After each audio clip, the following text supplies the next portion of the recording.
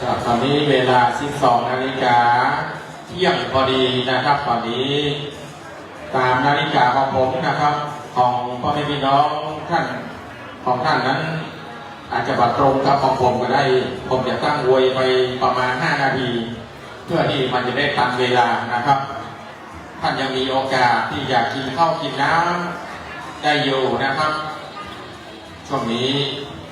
พี่น้องวัดป่าเหี่ยวเด้อมาแล้วยังเข้ามาแล้วส่งน้องๆที่จะตอบปัญหาเข้ามารายงานตัวกับคณะกรรมการตัวเองนะครับ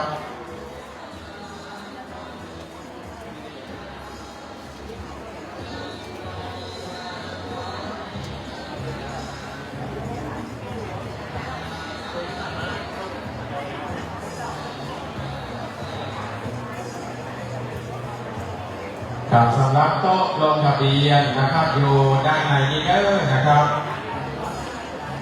เต็นท์ข้างศาลาเจอพ่อแม่พี่น้องหมู่วัดนะครับมาลงทะเบียน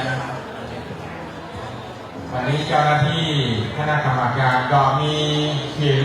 พร้อมกับหนังสือธรรมะนะครับ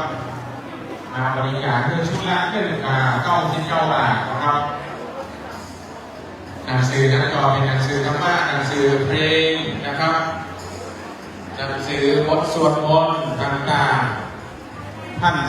เอาหนังสือไปที่เป็นแผนพิมพ์นะครับเป็นกระของคณะครูสาวธรรมะสัจจรนะครับขอเจริญนะครับ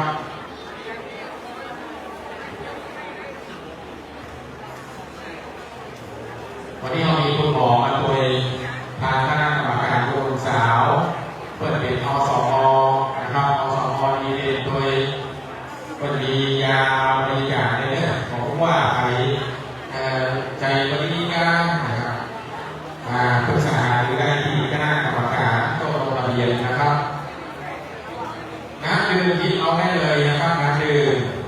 อัตตาลิอัตโนนาโถตนแลในที่พึ่งของตนนะครับน้ำดื่มมีแบบเย็นและแบบเย็นนะครับขอกราบโมทนาเจ้าภาพน้ำดื่มทุกชนิดนะครับยกเว้นแอลกอฮอล์ก็คุณสุริยะความขอบคุณน้องครอบครัวนะครับในฐานะมาบริการ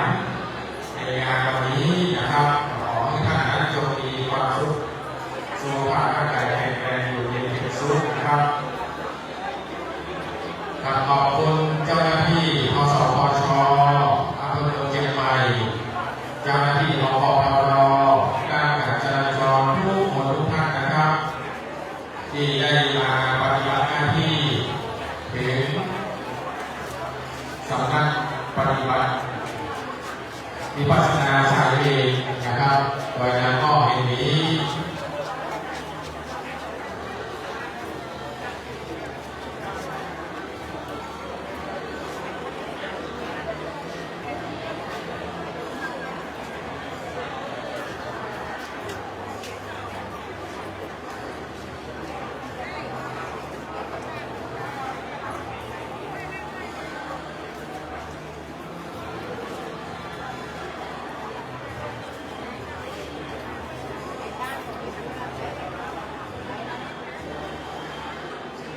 สำหรับที่จอดรถนะครับทางคณะสภา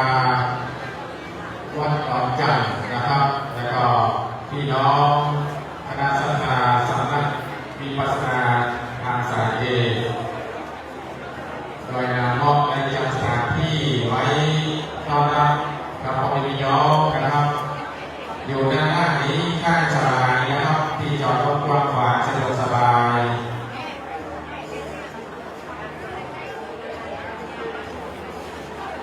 วันนี้ก็การอนุโมทนาสาธุกับวัดบ้านน้อยนะครับสังฆเพลงได้นำต้นเงินมาร่วมประมูลโดยขออนุโมทนาสาธุกับคณะสัตยาวัดบ้านน้อยทุกครอบครัวทุกคนทุกท่านโดยนะครับ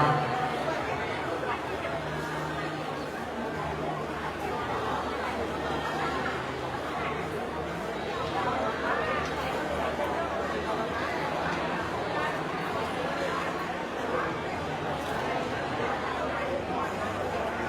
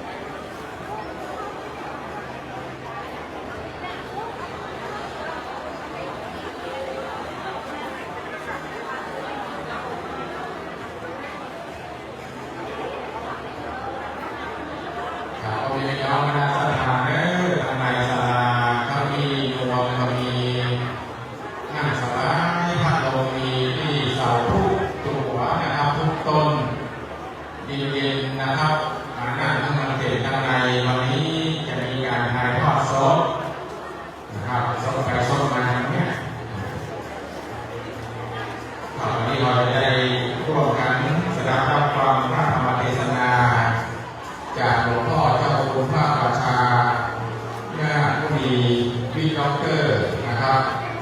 เป็นเลขาเป็นโอเพ่ที่เราเป็นน้องคณะสภาได้แสดงรับฟังกันในวันนี้นะครับสำนักวิปัสสนาอาจารย์หลวงปู่มั่นภูริทัตโตรายงานมอบหลวงพ่อได้มาสร้างมาทำไว้นะครับเป็นที่ใหญ่โตกว้างขวางร่มรื่นสบายนะครับ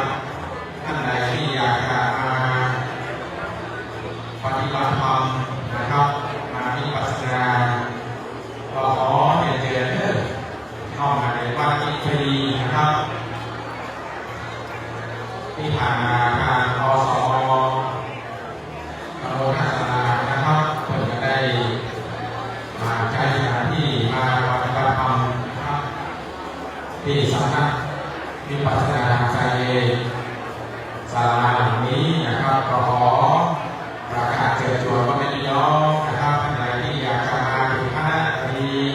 มาถึงการชวนตัวดีก็ขอเรียนเชิญนะครับทางหลวงพ่อเจ้าคุณราชาญาติมีได้มาพักมานอนที่นี่คู่คืนนะครับก่อนก็เลยก็มาเมื่อเช้าของพี่วิหารหลวงนะครับที่กำลังสร้างอยู่ข้างบนนะครับตอนนี้เรายังมาเซ็นเชื่อก็เป็นพี่น้องท่านใดที่ยังต่อไปเกี่ยวพอเชื่อนะครับเพราะว่าขอเจอนะครับที่ออกทางเข้ามาอยู่ด้านขวามือครับสำหรับห้องน้ำห้องท่าอยู่หลังศาลาตรงนี้นะครับ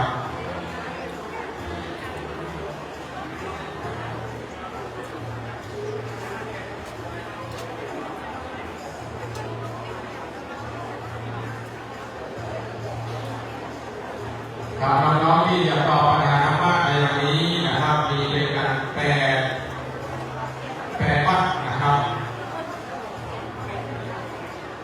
แปลทีมมีแปลทีมด้วยกันนะครับก็มีวัดป่าเหี่ยววัดสันป่าแดงนะครับวัดสันป่าแดงมาแล้ววัดเมืองลางมาแล้ววัดดูลางมาแล้ววัดป่าทางมาแล้ววัดหนองปากครั่งวัดท่าสตอยนะครับตอนนี้ก็ค่าของลอยน้ำมอกอยู่ใกล้นี่นะครับสมาธิยกจ้าก็บอกคำเดียวนะตอนนี้กำลังนั่งทำสมาธิเพื่อที่จะได้เอาการมาตอบปัญหานะครับกิโลเข็มโยนะครับ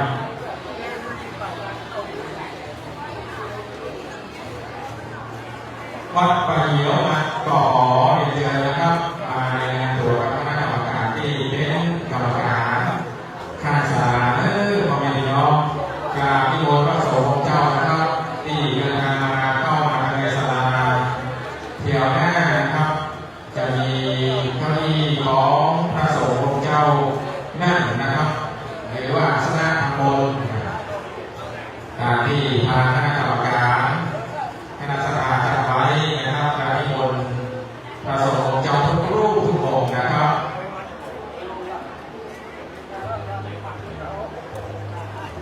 ถ้าท่านใดว่างนะครับท่านใดก็มีว่างอยู่เด้อใครที่เข้าไปนั่งข้างในนะครับจะสะดวกสบายมีพัดลมพัดเย็นๆนะครับเวลาเพิ่มเติมเราก็จะได้ฟังชัดเจนนะครับได้รับของดีจากธรรมะจากพระสงฆ์องค์เจ้าก็ขอเจอนะครับข้างในก็มีว่างอยู่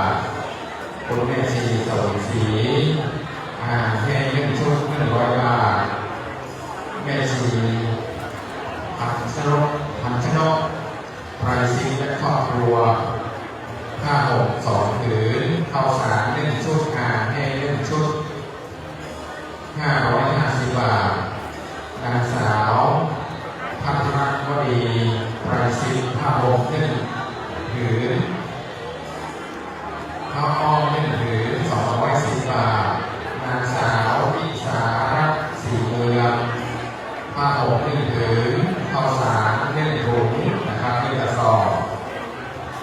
อาหารแห้ง2 ชุดผ้าเย็น1 ผืนรวม510 บาทแม่ชีโชติตา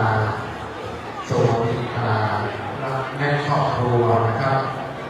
ผ้าห่ม1 ผืนข้าวสาร1 กระสอบ300 บาทประกอบกับอนุโมทนาสาธุกับบรรดาพี่น้องที่ได้ร่วมกันนะครับรวมน้ำใจสู่ยอดดอยที่เราได้นำไปในวันที่7-8 ธันวาคมนี้พี่น้องที่อยู่ในถิ่นธุรกันดารบนดอยนั้นนะครับเพื่อมีความต้องการสิ่งของที่ได้ราคาตลาดไปบางทีก็เป็นพี่น้องคณะสังฆาได้ร่วมกันบริจาคคนละเล็กละน้อยนะครับรวมน้ำใจสู่ยอดดอยเพื่อที่จะได้นำไปให้กับน้องๆในถิ่นธุรกันดารนะครับที่ทางคณะองค์สาวได้เลือกไปบ้านห้วยยาตำบลแจ้งหลวงอำเภอกาญจนาพิวัฒนาในวันที่7-8 ธันวาคม 2561ก็ขอกราบขอบคุณอนุโมทนาสาธุธรรมดาพ่อแม่พี่น้องการกินน้ำใจของพ่อแม่พี่น้องนะครับในช่วยกันนะครับเอาคนไทยมาทอดทิ้งกันเอาห่อว่าที่น้ำท่วมเชียงรายก็ดีพะเยาก็ดีที่พูดได้ครับเป็นเจ้าเขาลายไม้เอาชื่อนะครับในรูปแบบทุกสถานของท่านตรงน้ำอะไรตรงไปต่อไปเอาในจดเอาอะไรเอาชื่อที่เป็นเทวรูปเทวดาจดใส่ปั๊บเงินปั๊บคำนะครับไว้หลวงตาจะได้ส่งบุญกุศลลงมาให้กับพ่อแม่พี่น้องที่ได้ร่วมกันบริจาคนะครับก็ขอกราบอนุโมทนาสาธุด้วยเด้อนะครับถ้าทำบุญทำที่ไหนก็ได้บุญเหมือนกันโน้นะครับถ้าเอามาบุญผู้ที่โดยโอกาสลำบากยากเข็ญชีวิตของเราก็จะมีความสุขมีความเจริญนะครับน้องๆที่อยู่ในถิ่นธุรกันดารนะครับที่อย่างมีลำบากเพราะว่านะครับตำบลดอยเราจะได้ดูได้กุศลนะครับเพื่อมีความสุขเพื่อได้อยู่เย็นเป็นสุขเพื่ออยู่อุ่นนะครับเราได้ร่วมกันบริจาคผ้าห่มเครื่องนุ่งห่มข้าวสารอาหารแห้งนะครับเรามีความสุขเพื่อมีความสุขทั้งสองฝั่งทั้งผู้ให้และผู้รับขอเจริญเท่าไรก็ได้10 บาท20 บาทตามพระกำลังของพี่น้องคณะสังฆาทำบุญอย่างนั้นมีการหลงหลายจะได้สบายเกิดสุขไปได้นะครับทำไปเด้อนะครับมีบดีตามขอบคุณท่านนะครับเปิดไมค์ก็รุ่งเรืองสาววัดศรีบัวเงินนะครับน้ำดื่ม32 แพ็คขอกราบอนุโมทนาสาธุนะครับที่ได้ร่วมเป็นเจ้าภาพน้ำดื่มนะครับกลุ่มหนุ่มสาวคณะสังฆาวัดศรีบัวเงินนะครับได้นำน้ำดื่มมาร่วมเป็นโรงทานในวันนี้32 แพ็คละ1 โหลนะครับต้องขอกราบอนุโมทนาสาธุขอให้ได้อยู่เย็นเป็นสุขนะครับยิ่งสิ่งใดทำสิ่งใดสมความมุ่งมั่นปรารถนาที่เกิดได้เงินที่ทองได้ทองมีพี่น้องขอให้ถูกโลกกันนะครับมีลูกขอให้อยู่คอยฟังธรรมเป็นคนดีของสังคมนะครับไปไหนมาไหนแล้วถ้าจากไปอันตรายทุกสิ่งทุกอย่างขอให้อยู่ลงไปด้วย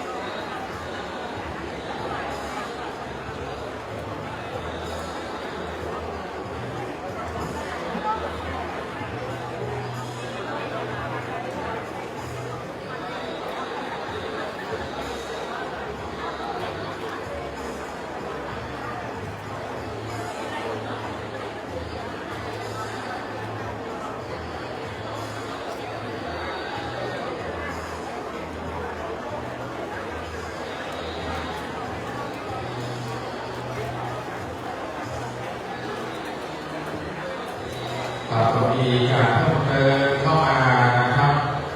ขอกราบอนุโมทนาสาธุกับคุณจิรศักดิ์กระทรวงในร่วมทำบุญบริจาคอาหาร300 บาท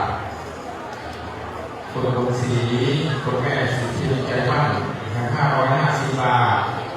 กราบอนุโมทนาสาธุขอบุญกุศลที่เราได้น้อมได้ทำเพื่อการก่อนตลอดถึงครั้งนี้จงมาปกป้องคุ้มครองเพื่อตัวของเราได้น้อมในอยู่ดีเป็นสุขนะครับ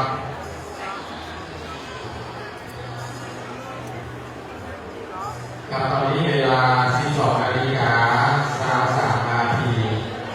ตามนาฬิกาของผมนะครับผมจะตั้งโดยไปประมาณ 5 นาทีเพื่อที่จะได้ทันเวลาท่านหมายว่าเราเป็นผู้บริจาคเราต้องไปก่อนเพื่อนนะครับรอให้สักนะครับเวลาประมาณ 13 นาฬิกาเป็นต้นไปพิธีทางศาสนาเอาไปเริ่มดำเนินรายการธรรมะสัญจรนะครับสถานรับฟังเทศนานะครับขอเชิญชวนพ่อแม่พี่น้องนะครับที่กำลังเดินทางมาดีขอเชิญนะครับใส่พันแก้วรักษาด้านหน้าเพราะฉะนั้นเดินมาน้อยนะครับมาที่โต๊ะกรรมการมาลงทะเบียนนะครับมาร่วมกันบริจาคบูชาประเทศนะครับร่วมกันบริจาคทุนการศึกษาต่อการภาคน้องเยาวชนร่วมกันบริจาคโรงน้ำใจสู่ยอดดอยร่วมกันบริจาควารสารนะครับที่เขาได้เกี่ยงานเก็บให้กับพ่อแม่พี่น้อง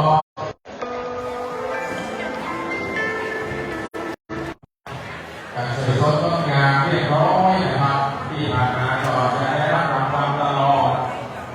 แต่ละสีนั้นป้าป่าเหียวนะครับจะได้รับรางวัลบางที2-3 รางวัลลงที่ท่านพจน์นะครับต้นสำหรับสมานสมัคคีกันที่ด่านนี้แท้ๆครับเสมอต้นเสมอปลายมาตลอดปีนี้ก็เป็นปีที่55ของรายการนะครับธรรมะสัญจรรถด่วนขบวนพิเศษของกลุ่มลุงสาวจังหวัดเชียงใหม่นะครับตัดน้อยเลยตัดน้อยแหละ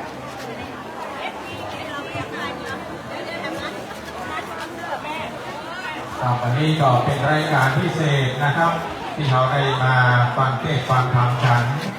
ทุกปีจะมีรายการพิเศษ1 ครั้งแต่บัดตรงกับวันพระนะครับเป็นวันที่จะพาพ่อแม่พี่น้องมานอกรอบนะครับมาดูมาเที่ยวมาได้บุญนะครับรายการฟังเทศน์นะครับรถด่วนขบวนพิเศษในช่วงฤดูเข้าพรรษาประจำปี 2567จัดโดยคณะสงฆ์จังหวัดเชียงใหม่สภานักธรรมจังหวัดเชียงใหม่พุทธสมาคมจังหวัดเชียงใหม่ผู้ว่าผู้พิการสมาคมจังหวัดเชียงใหม่สภานักวัฒนธรรมอำเภอเมืองจังหวัดเชียงใหม่มูลนิธิพุทธสมาคมชมรมอนุรักษ์วัฒนธรรมประเพณีท้องถิ่นจังหวัดเชียงใหม่ชมรมลูกเสือจังหวัดเชียงใหม่ทสพทอำเภอเชียงใหม่ครับ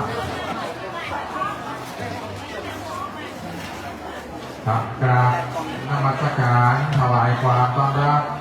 ถวายความเคารพกับพระสงฆ์องค์เจ้าวัดหนองตอกคำนะครับยินดีต้อนรับกับคณะสัตยาพ่อแม่พี่น้องที่การเดินทางมานะครับกับทัดเที่ยวต่างๆอยู่ด้านหน้าศาลาพร้อมกันนั้นลงทะเบียนด้านขวามือพ่อแม่พี่น้องเนี่ยเรียบร้อยเข้าทางในศาลาตั้งใบพุ้นนะครับเก้าอี้ว่างนักขนาดเลยนะครับส่วนใหญ่พี่น้องเพื่อนจะนั่งข้างๆด้านในเพื่อนจะได้เข้าไปดีๆกันในนั่นเองนะครับเพื่อนมีฝาด้านในนั่นเพื่อนบอกนะครับเพื่อนมีปล่องมีโฮอากาศเข้าเย็นกว่ากันนี้ตัวเองนะครับก็ขอเชิญเดินเข้าไปด้านในนั่งเก้าอี้ให้เต็มนะครับเจ้าเดียวเขาจะมีการบันทึกภาพรูปภาพออกมานั้นจะหันหน้าพ่อแม่พี่น้องทุกคนนะครับด้านในแล้วเพื่อนก็จะได้เอาไป ลงข่าวนะครับแพร่ภาพไปทั่วโลกความสวยสดงดงามของพี่น้องเชียงใหม่เฮานะครับ จะได้ดังกระชอนไปทั่วโลกนะครับว่าเขามีความศรัทธาธรรมะนะครับในธรรมะนะครับก็ขอเชิญชวนพ่อแม่พี่น้องทุกคนทุกท่านนะครับเข้าไปดังในศาลาเนื้อครับตะกี้ผมโอ้โหยังประสานจบเนื้อนะครับรายการรถดวงขบวนพิเศษดำเนินการโดยคณะกรรมการบริหารกลุ่มลุงสาวจังหวัดเชียงใหม่นะครับปีนี้ก็เป็นปีที่55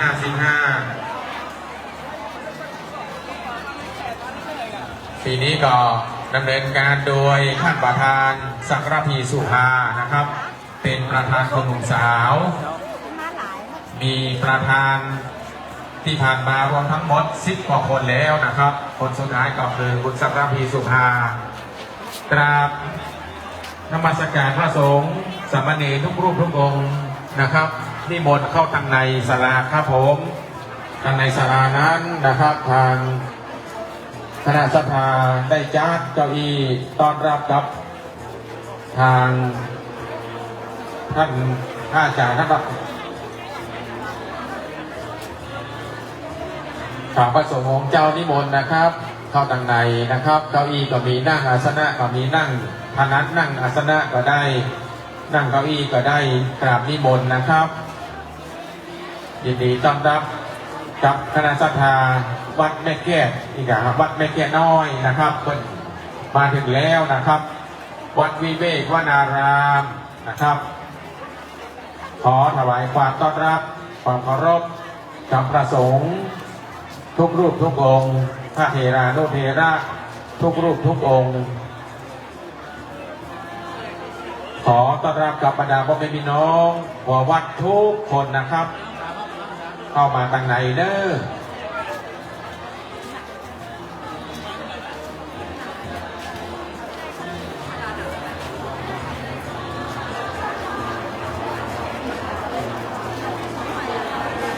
ครับวันนี้รายการพิเศษวารสารบะหมี่ครับโอ้ท่านประธานสวัสดีครับท่านประธานวิเวกวนารามนะครับได้เดินทางมาถึงแล้ว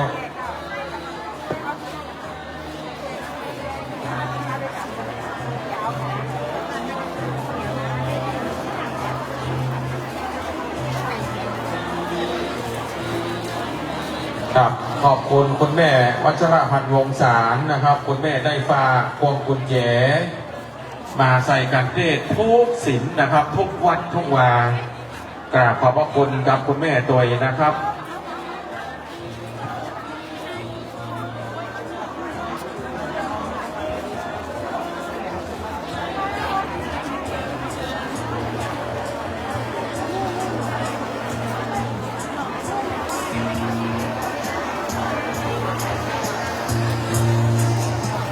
ครับก็มี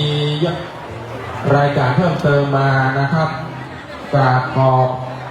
คุณอนุโมทนาสาธุกับคุณแม่ศรีนวลสมบัติข้าวสารผ้าห่มนะครับข้าวสาร1 กระสอบผ้าห่ม1 ผืนนะครับที่ได้บริจาครวมน้ำใจสู่ยอดดอยโอ้นี่มนต์ครูบาวัดไหนนี่มาด้วยกันนี่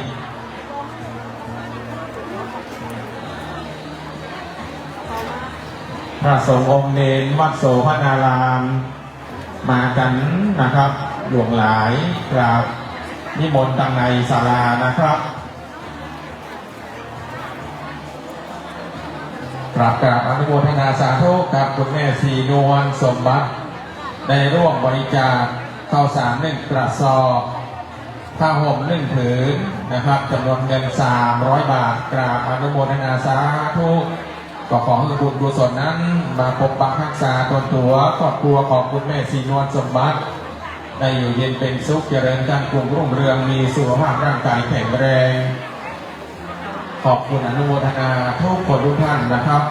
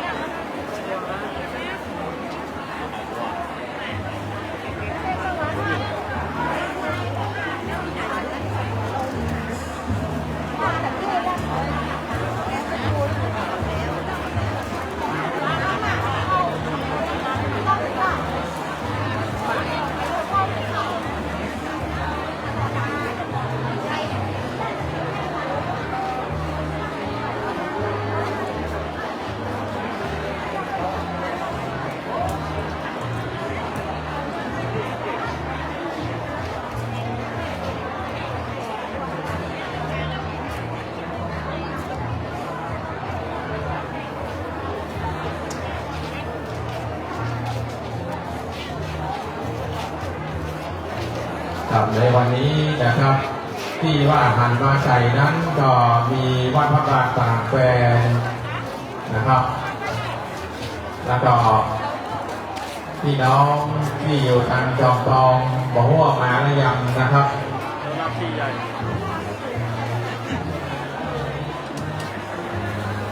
พี่น้องวัดบ้านแพะนะครับเป็นของงานแล้วสุดยอดนะครับวันนี้2 วัดนี้ก็มาใช้นะครับมาการแข่งก็ประมาณ60 กว่ากิโลเกือบ70นะครับหมดการก็เดินทางไปมาสะดวกสบายเพราะว่าคนก็มาโต๊ะละตอนนี้พายุก็ดีไปแล้วนะครับ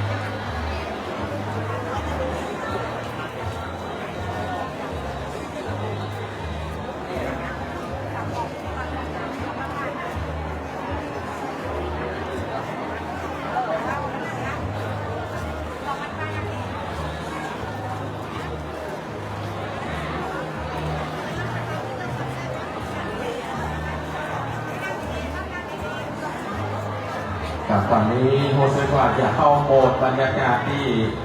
เย็นสบายแล้วนะครับตอนนี้รอสักครั้งนะครับพอมีพี่น้องคณะสัตยาบางท่านก็กำลังกินข้าวน้ำข้าวตอนนะครับบางคนนั้นบางคณะก็ไปเกี่ยวน้ำพุร้อนมานะครับมาถึงที่นี่ก็จักพอดี